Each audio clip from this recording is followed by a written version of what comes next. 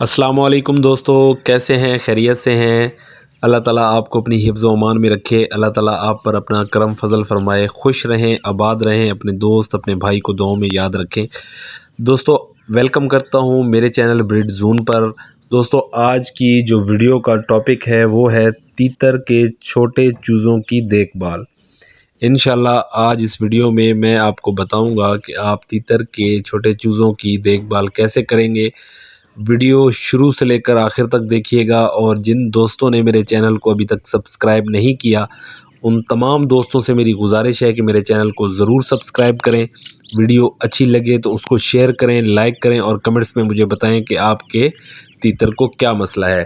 تو دوستو آئیں ویڈیو کو شروع کرتے ہیں۔ دوستو بریڈنگ اور تیتر کے چوزوں کی دیکھ بھال یہ دو نہایت اہم مرحلے ہیں۔ کامیاب بریڈنگ کے بعد سب سے اہم جو مرحلہ ہے وہ تیتر کے چھوٹے چوزوں کی دیکھ بھال ہوتا ہے۔ شوق کا جو سارا دار و مدار ہے دوستو وہ انہی دو مراحل پر ہوتا ہے۔ ذرا سی لاپرواہی اور بے احتیاطی آپ دوستوں کی ساری محنت پر پانی پھیر دے گی۔ تیتر کے چھوٹے چوزوں کی گروتھ اور دیکھ بھال کے لیے یہ ضروری اقدامات آپ نوٹ کر لیں۔ جب آپ کے چوزے نکلتے ہیں تو جو کیج کا ماحول ہے وہ بہت ہی انتہائی اہم مرحلہ ہے، جو کہ تیتر کے چوزوں کے لیے بہت زیادہ ضروری ہوتا ہے۔ دوستو تیتر کے چوزوں کو 24 گھنٹے تک آپ نے کچھ نہیں دینا کھانے پینے کو۔ 24 گھنٹوں کے بعد آپ دوستوں نے کسی بھی پنسار سٹور سے خسخاس لے کے آنے ہیں یا پھر گندم کا باریک دلیا۔ وہ آپ نے ایک ہفتہ یا 10 دن اپنے جو تیتر کے چوزے ہیں ان کو استعمال کروانا ہے۔ چوزوں کو آپ نے یہی خوراک دینی ہے، اور پانی کا جو استعمال ہے چوزوں کو 3 دن کے بعد کروائیں۔ اور اگر پانی آپ دے رہے ہیں تو اس پانی میں کیلشیم پی کا سیرپ ملا کر دیں تاکہ چوزوں کو کیلشیم کی کمی نہ ہو۔ بعض اوقات جب چوزے نکلتے ہیں تو آپ حیران ہو جاتے ہیں کہ ان کے جو پر ہیں وہ وائٹ ہوتے ہیں۔ وہ وائٹ کیوں ہوتے ہیں؟ اس کی وجہ یہی ہوتی ہے کہ ان چوزوں میں کیلشیم کی کمی ہوتی ہے۔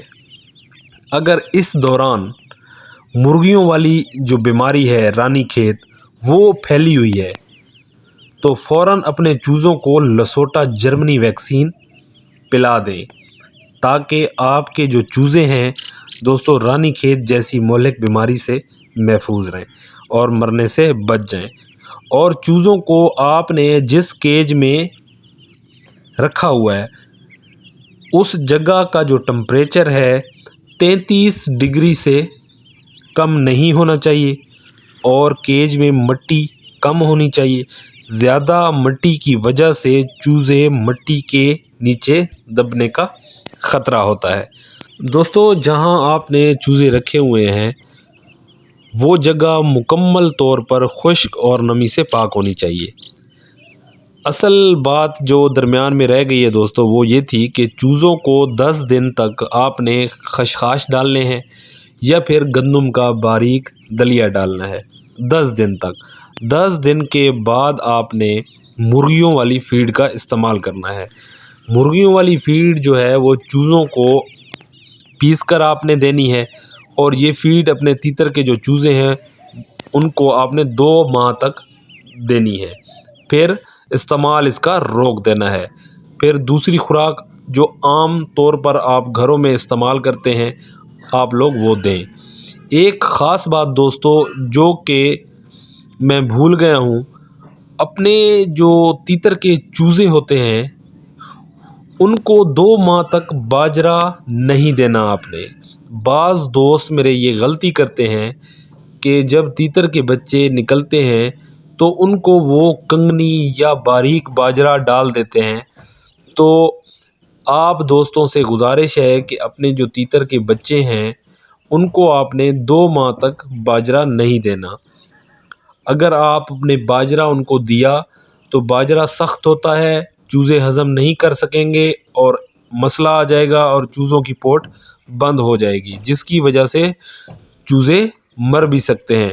تو باجرہ آپ دوستوں نے نہیں دینا۔ تو اب وہاں سے شروع کرتے ہیں دوستو جہاں بات کو چھوڑا تھا۔ چوزوں کی جگہ خشک اور نمی سے پاک ہونی چاہیے، اور پانی پلا کر آپ نے کیج سے فوراً نکال لینا ہے۔ کیج میں پانی آپ نے نہیں رکھنا، اور کیج میں ہوا بند ہو، یعنی کہ کیج میں کسی طرف سے ہوا اندر نہ جائے، کیونکہ جو چھوٹے چوزے ہوتے ہیں وہ اگر ان کو ہوا لگ جائے تو وہ بیمار ہو جاتے ہیں، اور اس وجہ سے ان کے مرنے کا خطرہ بڑھ جاتا ہے۔ کیونکہ دوستو چوزے تیتر کے بہت نازک ہوتے ہیں، ان کی دیکھ بھال کے لیے بہت احتیاط کی ضرورت ہوتی ہے۔ جب تیتر کے چوزے 2 ماہ کے ہو جائیں تو خوراک جو کہ مرغیوں والی فیڈ تھی وہ آپ دوستوں نے بند کر دینی ہے، اور اس دوران چوزوں کو پالک، دھنیا، پودینہ اور جو گھر میں آپ سبزیاں استعمال کرتے ہیں وہ آپ ان کو چھوٹی چھوٹی کاٹ کر کھلائیں۔ اپنے چوزوں کو زیادہ سے زیادہ اپنے چوزوں کو کھلا چھوڑیں تاکہ ان کی گروتھ اچھی ہو، کیونکہ قید جو چیز ہوتی ہے اس کی گروتھ میں آہستہ آہستہ بڑائی ہوتی ہے، لیکن اگر آپ ایک چیز کو کھلا چھوڑ دیں گے تو وہ جلدی گروتھ کرے گا۔ تو اپنے چوزوں کو دھوپ لگوائیں۔